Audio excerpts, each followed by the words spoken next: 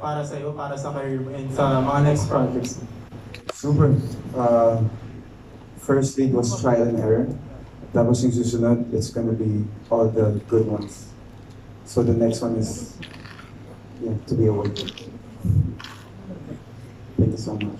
Thank you, Sir Rob Domlafon. And now a few questions coming from Miss Angelica Villanueva of Manila Standard. Hello po. Here. First of all, congratulations po sa buong cast. Umabot ito ng isang taon. Ngayon, ang questions ko ay sa ating youngest member ng cast natin na si Althea. Ayan. Hello. I'm a fan actually of Althea. Yeah. Kasi galing-galing niya umacting. So, being the youngest, gaano mo pinaghandaan yung role mo dito? Since ang kasama mo dito, mga like veteran lang, matagal na sa industry. So, ayun. Actually, yung first ko pong shoot po dito, kinabahan po ako, nanibago po ako, pero masaya po kasi somehow may touch pa po sila ng Gen Z. Si Ate and si Akiko. Kaya, ayun, madali po akong naging comfortable po with them kasi they were very kind, they were warm. Nung una ko po kita sa kanila, parang kilala na po nila ako like 1,000 years ago na. So, bakit nagulat po ako. Pero, ayun, ang saya po kasi ganun po ka-welcoming yung mga cast ko po. And I think I'll take this as a chance to say thank you to them for accepting me in their family. Oh, that's so sweet.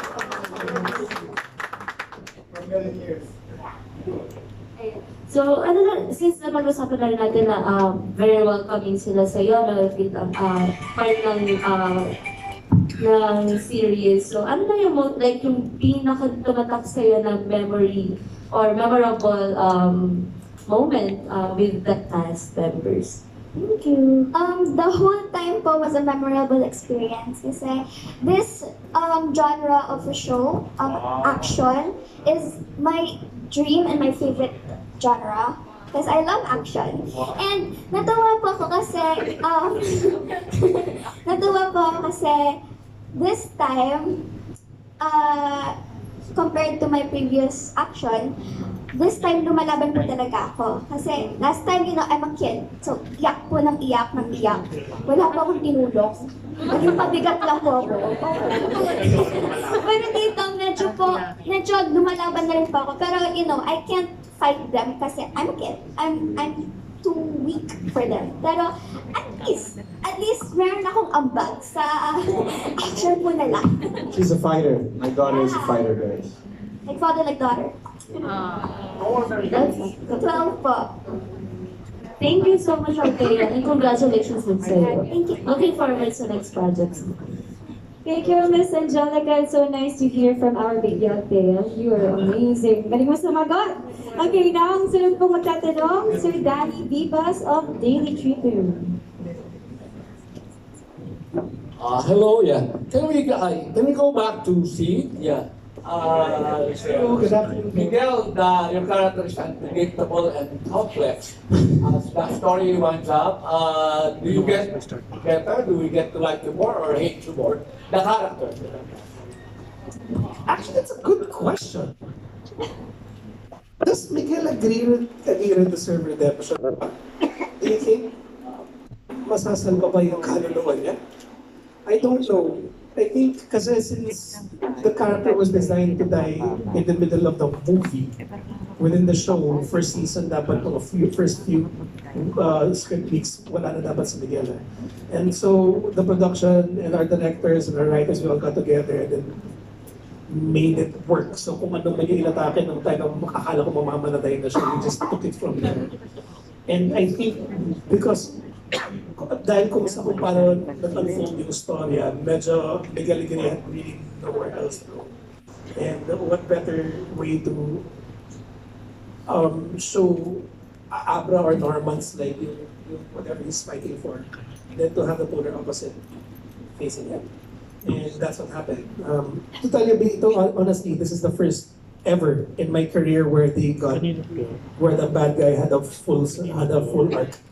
And the art directors, we really inalagaan talaga namin yung si Miguel Aguirre.